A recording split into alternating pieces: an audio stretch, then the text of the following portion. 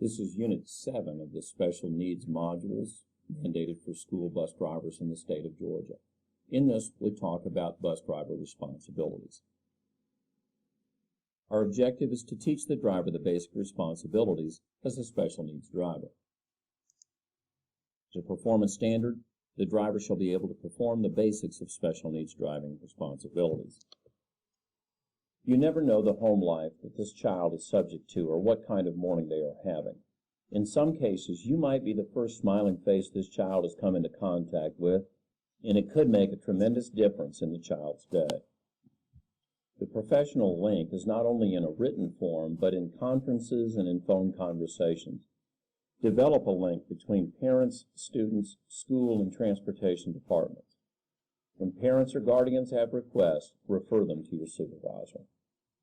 Some students have a varied schedule due to doctors or therapy appointments or midday schedules.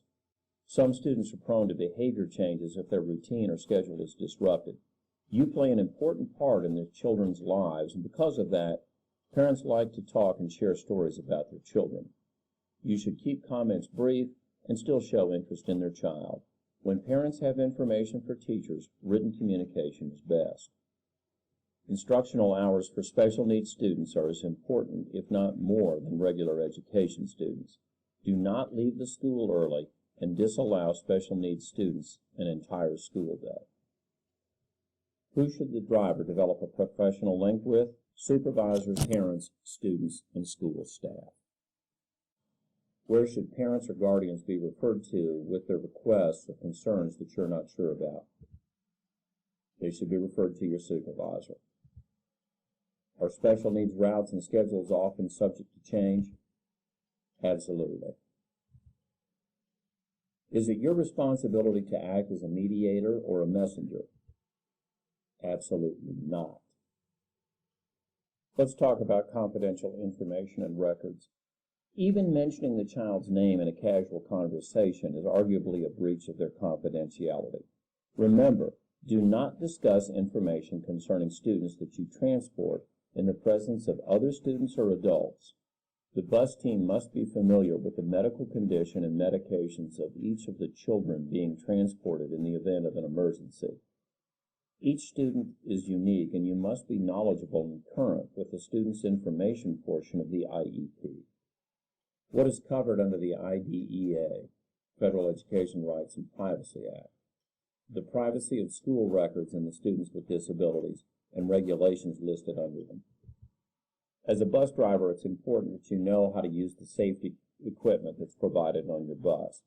Always refer to manufacturers' manuals or websites for any information needed for obtaining and using of any of the safety equipment. Of course, the transportation department will provide the employees with the training necessary to use all of the safety equipment on the bus. If parents or guardians need to contact the school or the transportation department about activities on the bus, it's important that the parents know the bus number and the schedule. At the beginning of the school year, parents should receive a copy of the Student Parent Handbook and Discipline Code, which covers rules and emergency regulations. Good communication is the key. Parents will often keep you informed when their child will not be riding, which can help you plan your day. The same policies, laws, and procedures apply to all drivers. Provide specific route instructions for each student. This is very important. Relief driving is one of the most difficult jobs in transportation. If the directions are not clear, the children could become confused and upset and cause multiple problems during the route.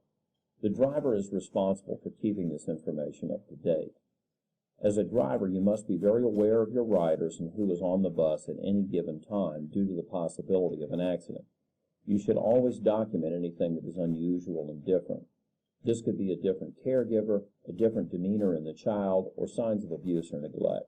You are legally obligated to report cases of suspected child abuse or neglect. Children like to share candy, etc. Medicine can look like candy to other students. Sometimes the only way to get medications to school is through the students. Most systems encourage the parents to deliver medications to the school nurse or administrator in the original container, which includes the child's name, dosage, and type of medication. There are certain circumstances that require the administration of medication while the child is on the bus, such as an inhaler for asthma, or an EpiPen for allergic reactions. Safety is our number one priority. There are many wheelchair manufacturers with few guidelines on what is required. It is very important that the wheelchair be inspected by a supervisor to assess the needs of the student being transported, as well as any additional equipment that may be needed to be transported. Can we transport a student in any type of wheelchair? No. Who should inspect a wheelchair? The bus driver. As a bus driver, you must make sound judgments in recognizing the need to contact transportation or school staff when a child is ill. It is always best to call when you have a concern rather than to be sorry if you didn't make the call. A driver may have to administer first aid. It is as important to know what not to do as it is to know what to do in an emergency. You should be aware of any child on your route that has a specific medical need and the treatment necessary for any aid that could be required. Who should become notified if a student becomes ill on the bus? The transportation office and the school, and 911 perhaps. If a parent or a guardian is not present at the bus stop during the drop-off process, you should contact transportation for assistance.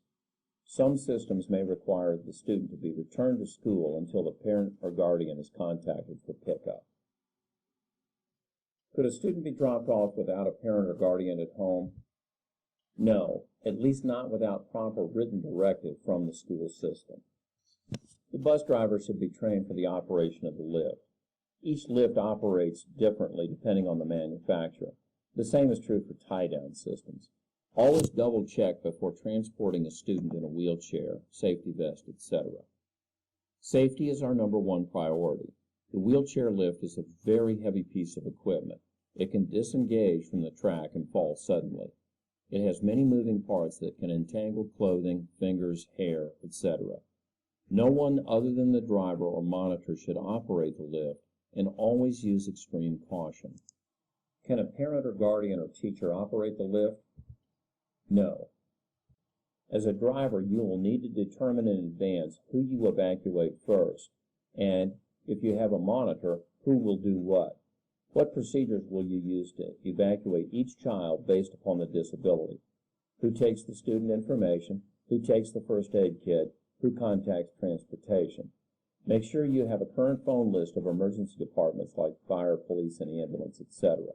You may be able to reach the emergency facilities before they can reach you if you are requested by transportation. Why is it important for the bus driver to keep a current list of emergency facilities? For onboard emergencies. It is recommended to use a seating chart at all times for many reasons. It's helpful in many ways. It can be an effective disciplinary tool. It can maintain student discipline on the bus to ensure student safety, and it helps to refer students who violate the safety rules to the proper school administrator. As a summary and review, it is important for you as the bus driver to develop professional links with the transportation department, parent, students, and school staff. It's important that you maintain route information and maintain the designated schedule. Be knowledgeable of the use and the care of safety equipment. Also, transporting medications, familiarity of wheelchairs and proper security, emergency situations, and maintaining discipline and order on the bus. How do you apply this training? Use this information when transporting special needs students to and from the school, creating a friendly and safe environment. This training is going to go a long way in promoting a more positive day for the student, the parents, and the school staff. Proper training will lessen the liability for the driver and the school system. As a measure of performance, we will have some questions on a final exam. This is Unit 8 of the Special Needs portion of the mandated training for school bus drivers in the state of Georgia. In this unit, we talk about bus monitors' responsibilities. The objective of this training session is to help the bus monitor and the driver understand the bus monitor's responsibility in the transportation of special needs students. Performance standards, the trainees shall be able to articulate the basics of a monitor's responsibilities. As an overview, we're going to discuss the responsibilities of the bus monitor and how they coordinate with the driver. We'll reiterate the importance of confidentiality, how to use the bus lift, how to use the securement equipment, the importance of understanding the bus route, emergency evacuation procedures, and information about the students. Why is this important? Knowledge of how to care for students. Know what you are to do to care for the students that ride the bus, and the safety of the students, knowing how to secure a wheelchair, use a car seat, or other securement equipment. And finally, confidentiality, respect for the students. Bus monitors' responsibilities. Punctual attendance. Monitors must be punctual. The driver can't wait for the monitor. The driver has a schedule to keep. Parents, students, and teachers expect the bus to arrive as scheduled. Delays are not acceptable. Monitors must be on the bus when students are on the bus. The monitor must be on the bus from the time the first student is picked up in the morning until the last student is dropped off in the afternoon. They need to sit so all the students can be monitored. The monitor should sit so that they can observe every student. They must be able to attend the needs of the students during transportation. It is recommended that the monitor sit in the back of the bus. They must be alert at all times. The monitor is to be alert at all the times. They are not to sleep, read, or listen to music or any other activity that takes their concentration from the students. Monitors should be trained in the care of medically fragile students. If the bus driver and monitor are transporting a medically fragile student, both should be trained either by the student's physician or the local system nurse. Why must the monitor be punctual? The monitor must be punctual because the bus driver has a schedule and can't wait for the monitor. Students, parents, and school personnel are expecting the bus to arrive at the scheduled time. Who should be trained in specific care of medically fragile students? Both the driver and the monitor should be trained by the student's physician or the local system's nurse. The special education department should coordinate this training. Continuing on with the bus monitor's responsibilities, respect the confidentiality of students. The monitor must respect the confidentiality of the students. Any information that is acquired in the course of job responsibilities related to the children or to an incident on the bus should be kept confidential. It should not be discussed with coworkers who do not have a need to know. Never discuss a student or an incident with the parent of another student. The use of the lift and the securement systems. Monitors should be trained in the use of this equipment for students in wheelchairs and mobility devices. When the driver and the monitor load a student, the other should always double-check all straps, belts, harnesses, and wheelchair tie-downs. The monitors must be knowledgeable of route information. It is suggested that drivers obtain a copy of the route information and phone numbers of the parents and schools from the driver. If the regular driver is not on the bus, the monitor may need to assist the substitute. The monitor needs to become familiar with the emergency evacuation plan and be prepared to evacuate the bus in an event of an emergency. The bus driver and monitor should discuss the evacuation plan and each one's duties in the event of an emergency. The information should include exceptionality of the students, emergency contact, medical information, special seating requirements, etc. And finally, have a good working relationship. A good working relationship with the bus driver and the monitor is based on respect for each other and for the students. When should you discuss a student or an incident with the parent of another student? Never. Never discuss a student with anyone who does not have a need to know. In summary, bus monitors must be punctual, alert, and responsive to the student's needs. One of the most important skills of the bus monitor is communication. Skills should include verbal expression as well as written word, gestures, body language, or facial expressions. They should be knowledgeable in loading, unloading, and securement of the buses. Bus monitors need to know the route and be involved in the evacuation plan. They must know how to care for medically fragile students while they are on the bus. Confidentiality of student information is the utmost importance. Monitors must have a good working relation with the driver, parents, and the school for a team effort in transporting the students. How do you apply this training? Care of the students that ride the bus. Being alert at all times to the students' needs. Sometimes it might just be a kind word or a gesture that show you care. Keeping the student safe and secure. Properly securing a wheelchair or fastening a student into a car seat, seat belt, or harness. Keep any information on students confidential. Do not discuss students except in the need-to-know situation. Work with the driver on bus evacuation plans. As a measure of performance, you might have you demonstrate the securing of a wheelchair using the 4-point securement straps, securing the student using a lap and a shoulder belt, securing a child in a seat, fastening the seat belt using the child restraint safety system, or just general care of the student. Thank you for your attention in this unit.